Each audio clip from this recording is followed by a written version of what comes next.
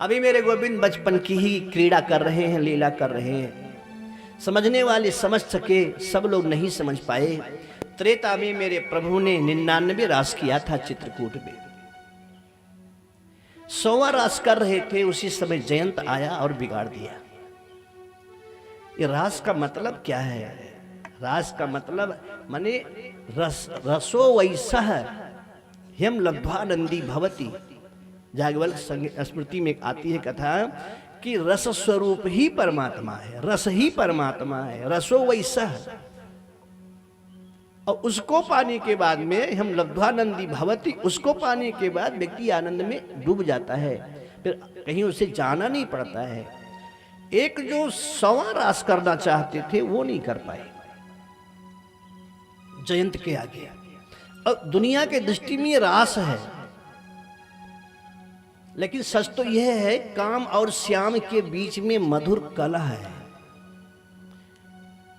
काम को लगता है कि भले ही हमें समाज एक नंबर पे ना रखे, लेकिन सच तो यह है कि जो एक नंबर पे रहने वाले हैं उनको भी नचाने की क्षमता मेरे में है। भगवान शिव भी कभी काम से ग्रसित हो सकते हैं, किसी को विश्वास है, लेकिन नहीं, वो भी पड़ गए चक्कर में। काम के चक्कर में नहीं पड़े, ठाकुर के मोहनी रूप के चक्कर में पड़े, लेकिन पड़े तो कहीं ना कहीं किसी प्रकार से। कबीर कहते हैं केकर जिया मरबो चुदरिया रंगाई के, ब्रह्मा के मार्यो विष्णु के मार्यो शंकर के मार्यो मोहिनियां बनाई के। ये माया बहुत प्रबल है, और एक तरफ माया है और एक तरफ काम भी अपने को कम नहीं समझता है। भगवान से कहा कि प्रभु आप अपने आप को एक नंबर पे मानते हो? प्रभु ने कहा मानता नहीं हूं। काम ने कहा मुझे कुछ चीजें दे दो, और इसके बावजूद भी अगर एक नंबर पे आप रहे तो हम आपके चरणों में लटक जाएंगे। गोविंद ने कहा लटकोगे नहीं, हम तुम्हें उल्टा लटका देंगे आकाश में। काम ने कहा मैं शर्त स्वीकार करता हूं, चाहिए क्या तुम बोलो। काम ने कहा कि वर्ष में एक रात्रि ऐसी होती है जो काम को बढ़ाने वाली होती है। बात समझिएगा, पूरे वर्ष में एक रात्रि ऐसी आती है पूर्णिमा की जिसमें अति विकार मन में प्रकट होता है। चंद्रमा लगता है कि अभी जमीन को छू लेगा, और उस चंद्रमा के गति को देखकर चाहे जितना भी ज्वार भाटा समंदर में आता हो, लेकिन उस दिन जो ज्वार भाट आता है, ज्वार भाटा, वो इतिहास बना देता है। ये रात्रि कौन है? तो काम ने कहा कि शरद पूर्णिमा की रात्रि हमें चाहिए। गोविंद ने कहा दिया, और बोलो। कहा सैकड़ों स्त्रियों का साथ चाहिए, तुम उनके बीच में अकेले रहो। भगवान ने कहा वो भी दिया, और बोलो। कहा अकेले में इतने स्त्रियों के बीच में रहो। भगवान ने कहा ये भी दिया, और बोलो। कहा रात्रि का ठीक 12 बजे का समय हो, कहो जो, ये भी दिया। और प्रतीक्षा काम कर रहा था, वो समय आया। ठीक शरद पूर्णिमा की रात्रि में 11 बजे कदम वृक्ष के डाली पर बैठकर मेरे प्रभु ने बंसी बजाया। निसम्य गीतम तदनंग वर्धनम ब्रज श्रिय कृष्ण गृहीत मानसा। तदनंग वर्धनम यानी अनंग को बढ़ाने वाली ध्वनि गोपियों ने सुनी। और किन गोपियों ने सुनी? कहे कि ब्रज श्रिय कृष्ण गृहीत मानसा, जिनके अंतर मन में मेरे गोविंद बैठ चुके हैं। तन से, मन से, धन से समर्पण कर दिया है गोपियों ने। ये बंसी की ध्वनि उनने सुनी। व्यास जी कहते हैं, सुखदेव स्वामी कहते हैं कि जिस परिस्थिति में जो गोपी है वो वैसे चल दी। कोई आधा कपड़ा पहने हैं, कोई बच्चे को दूध पिला रही थी उसी समय छोड़ के चल दी, कोई पति की सेवा कर रही थी वैसे चल दिया, कोई भोजन करने जा रही थी भोजन छोड़ करके चल दिया। सब लोग उस कदम वृक्ष के समीप में जा करके खड़ी हो गई। मेरे प्रभु बंसी बजा रहे हैं, चारों तरफ से गोपियां, बीच में गोविंद, बंसी की धुन बज रही है। निशम्य गीतम तदनंग वर्धनम। और बजाते बजाते जब गोपियां चारों तरफ से मुग्ध हो गईं, चारों तरफ से घेर के खड़ी हो गईं, तब धीरे से गोविंद ने बंसी बजाना बंद किया। और बंद करने के बाद जब गोपियों को देखा तो मुस्कुराए और मुस्कुरा करके स्वागत किया, लेकिन विचित्र स्वागत किया। आप आए, खड़े हो गए, मैंने कहा आइए भाई साहब आपका स्वागत है, आइए आइए। अब फिर पूछो क्यों आए हो? ये तो कोई स्वागत का तरीका नहीं है। आप आए तो मैं बड़ भागी कि आप दरवाजे पर आए, लेकिन आने के बाद फिर पूछो क्यों आए हो, आपको नहीं आना चाहिए। तो ये शब्द तो अच्छे नहीं है। भगवान सबसे पहले गोपियों का स्वागत करते हैं। स्वागतम वो महाभागा प्रियम किंकरवाणि वहाँ। हे गोपियां महाभागा, मैं आपका स्वागत करता हूं, आपका प्रिय कैसे हो बोलो, मैं वो करूं। और इतना सम्मान करने के बाद फिर धीरे से बोल पड़े कि ब्रजस्या नामयं कश्चिद ब्रूतागमन कारणम। पढ़े तो कहे स्वागतम, आइए स्वागत है। और फिर कहते हैं ब्रजस्या नामयं कश्चिद ब्रूतागमन कारणम। घर को छोड़कर, परिवार को छोड़कर 12 बजे रात्रि में जंगल में क्यों आई हो?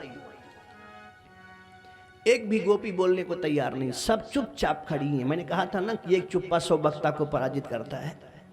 एक भी बोलने को तैयार नहीं। माधव ने कहा ओ हो, अब समझ में आया। तुम लोगों ने रात में जंगल कैसे दिखाई पड़ता है कभी देखा नहीं है, इसलिए रात में जंगल देखने आई हो ना। तो ये देखो, रजनेखा घोर रूप घोर सत्व निसेविता। ये देखो, अंधेरी रात में आकाश में चंद्रमा जब खिलता है और उसकी रोशनी जब नीचे आती है तो सफेद फूल ऐसा लगता है, पीला ऐसा लगता है, काला ऐसा लगता है। पूरे दृश्य को दिखाया और दिखाने के बाद दृष्टम वनम कुसुमितम राकेश कर रंजितम। पूरा दिखाने के बाद कहा अब तुम लोग घर जाओ, जाओ, अब आप लोग अपने अपने घर जाओ। एक भी गोपी नहीं हिली।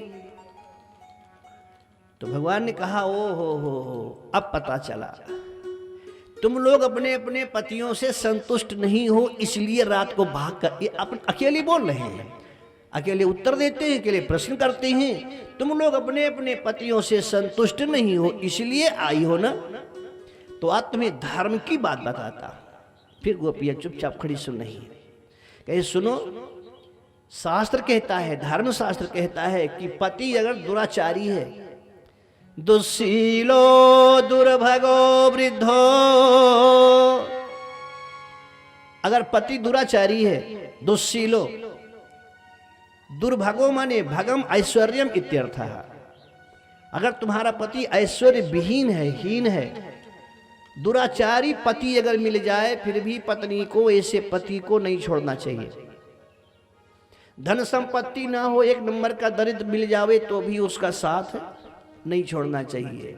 दुस्शीलो दुर्भगो वृद्धो, विषम परिस्थिति में पति कहीं वृद्ध हो, पत्नी जुआ हो, फिर भी इस पत्नी को ऐसे वृद्ध पति का साथ नहीं छोड़ना चाहिए। रोग धनोपिवा, बहुत बड़ा रोग शरीर में हो गया हो, ना ठीक हो रहा हो, ऐसे रोगी पति को भी नहीं छोड़ना चाहिए। और अगर छोड़ती है वो स्त्री तो उसका फल क्या होता है? कहे पति स्त्री भी नहातव्यो। अगर ऐसे पति को पत्नी त्याग देती है तो लोके सुभिर पात की, यह लोक तो बिगड़ता भी है, वह लोक और बिगड़ जाता है।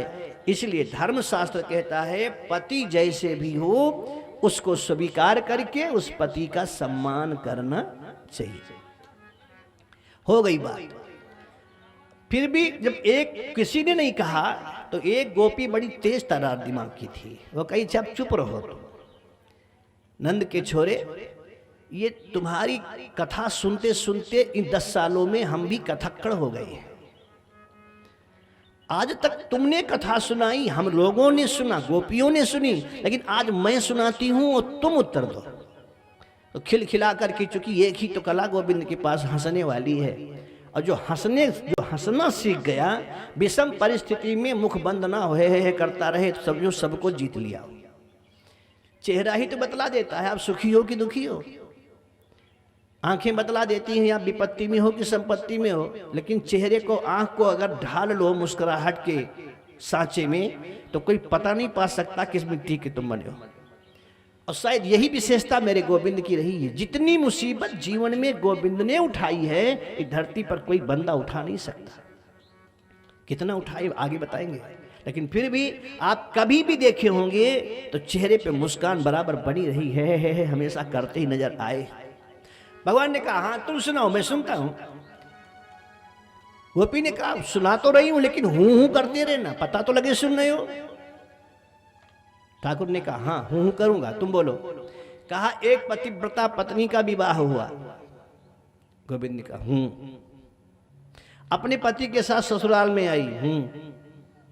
5-6 महीने ससुराल में पति के साथ रही हूं। अचानक पति ने कहा कि धंधे को लेकर के हमें विदेश जाना पड़ेगा 6 महीने के लिए। पत्नी ने कहा तुम्हारे वियोग में मैं मर जाऊंगी। पति ने कहा मैं कुछ ऐसा करके जाऊंगा कि तुम्हें जीने का सहारा मिल जाएगा। गोविंद ने कहा हूं। कहा जाने के पहले पति ने अपने फोटो को बनवाया, चित्रपट बनवाया अपना, और पत्नी को दे दिया कि इसको तुम चौकी पे रखना और रोज धूप दीप आरती पूजा पाठ करना, इसी में मन लगाना। पत्नी तैयार हो गई। 6 महीने तक पूजा करती रही उसी अगरबत्ती लेकर के फोटो की। गोविंद ने कहा हूं। कहा एक दिन जब अगरबत्ती जलाकर वो पति की पूजा कर रही थी, उसी समय उसका असली पति आया और दरवाजा खटखटाया। इधर ये पूजा कर रही है, उधर वो कुंडी खटखटा रहा है। तो गोपियों ने कहा कि कन्हैया अब तुम ये बताओ कि वो जिसकी आरती 6 महीना से कर रही थी उसकी आरती करे, कि वो दरवाजा पीट रहा है खोलो, मैं आ गया, वो दौड़ के दरवाजा खोले। तो गोविंद हंसे, कहा तुम महाबुद्ध हो, ये पूछने की बात है।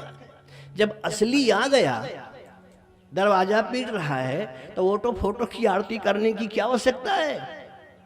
जब असली आ गया तो नकली के पूजन का क्या मतलब है। तो सारी गोपियां खड़ी हुई, बजाई ताली, जय हो जय हो जय हो। बहुत सही आपने उत्तर दिया। गोविंद ने कहा मतलब है, कहे जब असली पति आ गया है तो नकली के गले कौन अपना फांसी दे, कौन फंस करके उनके जिंदगी में रहे। उनका जीवन तो यहीं तक का है। मीरा कहती है ऐसे बरकों को बरे, ऐसे बर को बरे जो जन्मे ओ मर जाए। अरे वर्ण करूं गोपाल को जाको चूड़ी अमर हो जाए। विधवा हो करके भी सधवा मीरा बनी रही, क्यों? कहे मांग में सिंदूर गोविंद के नाम का था। तो ऐसे पति का वर्ण करो। गोपियों ने कहा असली आया है इसलिए हम नकली को छोड़ करके आए हैं। भगवान ने कहा कि चलो ठीक है, लेकिन काम ने कहा बेटा घबराओ नहीं, अभी तो शुरुआत है। भगवान ने धीरे से कहा तुम देखते रहो। सारी गोपियां इकट्ठा हो गई। हम तुम्हारे साथ रास करना चाहते हैं। जितनी गोपियां उतने कृष्ण। हर एक दूसरे के हाथ को पकड़ा, नृत्य करने लगे, धीरे धीरे झूम रहे हैं। आकाश में चांदनी खिली हुई है। जब हाथ पकड़कर गोविंद नृत्य करने लगे गोपियों के साथ, तो गोपियों के मन में भाव आया मैं थी तनी सुंदर, इसीलिए गोविंद ने मेरा हाथ पकड़ा। बस मैं, यही तो जहर है, यही तो विष है। मैं थी इतनी सुंदर कि गोविंद ने मेरा हाथ पकड़ा, मेरे साथ आज रास कर रहे हैं। भगवान ने कहा बस अब यही बॉर्डर है, या तो तू रहे या तो मैं रहूं, दो नहीं दे सकते। मालिक तेरी रजा रहे और तू रहे, बाकी ना मैं रहूं न मेरी आरजू रहे। या तो तू या तो मैं, दोनों नहीं हो सकता। जब तक तू है तब तक मैं। कहे दर दर पे तुमको ढूंढा तेरा पता नहीं, और जब तेरा पता मिला तो फिर मेरा पता नहीं। एक न एक को तो खोना पड़ेगा। आज गोपियों ने वही किया। मैं सुंदर हूं इसलिए नाच रहे हैं मेरे साथ है। राधा रानी का हाथ पकड़ा तो गोविंद धीरे से जंगल का रास्ता पकड़े। गोपियों को लगता है कि हाँ मेरे साथ जुड़े हुए हैं, आभास हो रहा है। जब काफी दूर चले गए तो गोपियों ने आंखें खोली, देखा तो कोई है ही नहीं। और सखी सब सोई के खोवत और मैं सखी प्रीतम जागी गंवाई, आंख खोला तो कोई है ही नहीं। अब तो सारी गोपियां परेशान लगी ढूंढने, कहाँ गए श्याम सुंदर छोड़कर, कहाँ गई राधा रानी, कहाँ गई। चलते चलते राधा रानी ने सोचा कि देखो मैं राशेश्वरी हूँ, इन गोपियों की मैं प्राणाराध्या हूँ, अगर मैं चली जाऊंगी तो इनका सहारा कौन होगा। आचार्य को तो कम से कम मदद करनी चाहिए, इसलिए मेरा जाना ठीक नहीं है। धीरे से कहा कितनी दूर चलना है। गोविंद ने कहा थोड़ा दूर और आगे चलना है। राधा रानी ने कहा मैं नहीं चल सकती, क्यों, थक गई हूं। थोड़ी दूर चलो, का एक कदम हिल नहीं सकती, अब थक गई तो थक गई, माननी तो माननी। भगवान ने कहा चलना तो पड़ेगा, कहा नहीं चल सकती, कहा तो एक काम करो मेरे कंधे पे बैठ जाओ। पत्नी बीमार हो, बेहोश हो तो कंधे पे उठाने में कोई दोष नहीं है, लेकिन हट्टी कट्टी हो, एक नंबर की लड़ाकू हो, अब विषम परिस्थिति में कहे मैं हिलने वाली नहीं हूं, कंधा पे लेके चलो, अगर एक बार कंधा पर बिठा लिए तो जिंदगी भर उसे बिठाना पड़ेगा। स्त्रियां लता होती हैं, चढ़ना जानती हैं, इनको सहारा चाहिए, संबल चाहिए ऊपर जाने के लिए। राधा रानी से कहा मेरे कंधे पे बैठ जाओ। राधा रानी ने कहा मैं तैयार हूं। और गोविंद जैसे नीचे झुके और राधा रानी कंधे पे बैठने चली, तैसे अंतर ध्यान हो गए। जब ये बोले कि मैं झुक रहा हूं कंधे पे बैठो, तो काम ने कहा आ गया समय, 99 तक लोहा गर्म हो चुका है, 1% बाकी है। अभी जैसे ये बिठावेगा अपने पीठ पर मैं खड़ा हो जाऊंगा। अब बोलो भाई साहब, तुम तो बहुत बड़े योगेश्वर थे, स्त्री को कंधे पर बिठाया। 1 पॉइंट की कमी देख ही रहा था। जैसे राधा रानी कंधे पर बैठने चली वैसे गायब। अब तो राधा रानी भी लगी रोने, और उधर से रोते होते सारी गोपियां आई, राधा रानी मिल गई। बहना कान्हा को देखा है, अरे कहा मैं भी तो ढूंढ रही हूं। कहाँ गए, कहे चलो ढूंढते हैं। और ढूंढते ढूंढते आगे गई तो देखा तुलसी का बिरवा। तुलसी के बिरवा से कहा कि हे लक्ष्मी, तुम तो प्राण प्रिया हो मोहन की, तुमने देखा है किधर गए हैं। तो तुनक्कर एक उसी में से बोली कि तू भी गजब की है, सौतन भला किसी को बतलाएगी अपने पति की बात, वो कभी नहीं बताएगी। आगे चलो।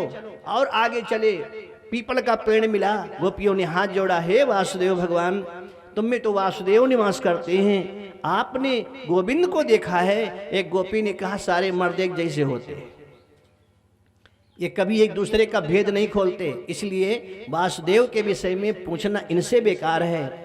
सारी गोपियां जब रुदन कर रही हैं, ठीक उसी समय एक ने कहा अच्छा एक बात बताओ, गायब कहां से हुई है। सामान वहां ढूंढो जहां गायब हुआ हो।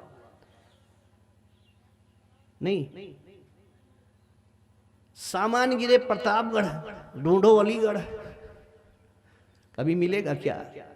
राधा रानी ने कहा कि जहां से गायब हुआ है उसी जगह पे चलो, वहीं ढूंढो वहीं मिलेगा। मोकू कहाँ ढूंढे तू बंदे, मैं तो तेरे पास में। तो कस्तूरी कुंडल बसे मृग ढूंढे वनमाए, वो वहीं मिलेगा जहां से गायब हुआ है। सारी गोपियां लौट करके आती हैं।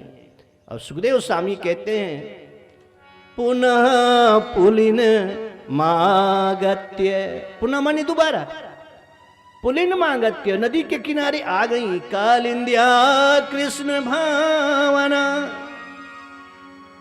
ठाकुर को दिल में बिठाकर उसी जगह पे आई, आंखें बंद करी, हाथ जोड़ी, सब एक साथ रोने लगी। समवेता जगु कृष्ण तदागमन कांक्षिता, उनके आगमन की आकांक्षा को लेकर के बैठी और एक साथ गाने रोने लगी। क्योंकि रोना और गाना केवल स्त्री के ही बस में है महाराज। एक साथ स्त्री गा भी सकती है और रो भी सकती है। आजकल की माताएं बने बहुत एडवांस हो गई हैं, लेकिन जो 55-60 साल वाली हैं दादी, उनसे पूछो अपने जवानी में वो जब उनका भैया आता था ससुराल में तो क्या करती थी। मैं छोटा था तो मैं सुना था, अरे मोरी भैया हो आहा,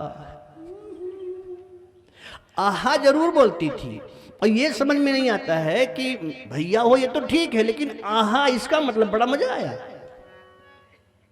तो गाना और रोना दोनों स्त्रियों में ही संभव है, क्योंकि जब रति के पति का मरण हुआ तो रति भी जब शिव के पास चली तो गोस्वामी जी कहते हैं रोदति बदति, रो भी रही है और बदति माने बोल भी रही, तो क्या बोलती रही होगी। अगर आज की भाषा में रति के शब्दों का चुनाव किया जाए तो हमें तो लगता है यही रति कहती रही होगी, सत्यानाश हो तेरा, मेरे बहन को पहले खा लिया और मेरा सुहाग तुम्हारी आंख में गड़ रहा था, मेरे सुहाग को भी चट कर गया। यही बोली रही, ये तो जीजा साली का रिश्ता, ऐसे बोली होगी महाराज। रोदति बदति दोनों काम स्त्रियां कर सकती हैं, लेकिन ये धन्य है गोपियां, ये रोई कम गाई ज्यादा, इसीलिए जो गाई उसका नाम गोपी गीत पड़ गया। समवेता जगू कृष्णम, एक साथ मिल करके सस्वर स्वर गोपियां गा रही हैं। आइए दो पद उसमें से आपको हम सुना देते हैं। जयते तेधिकं जन्मना ब्रजः श्रयत इंदिरा सस्वदत्रहि दयित दृश्यतां दीक्षुतावका त्वयि धृता सवा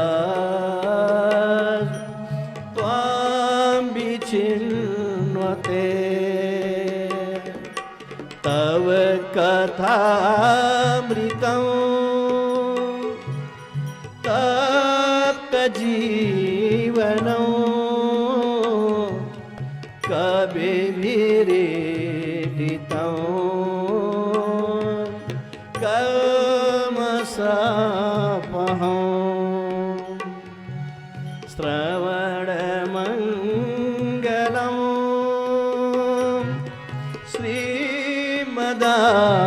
ततं मोये क्रीडन्ति ते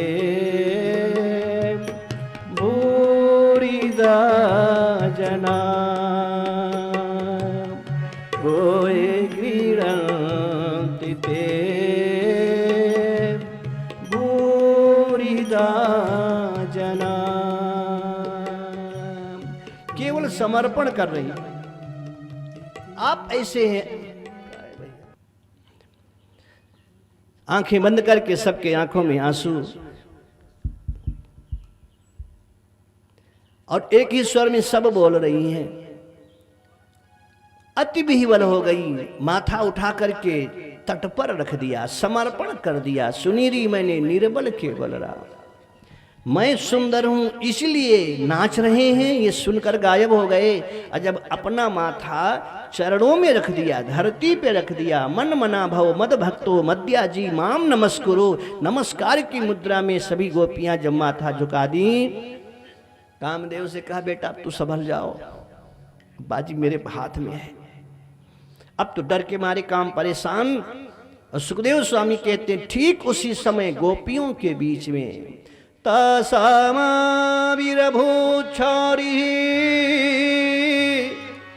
अस्मेमान मुखाम्बुजः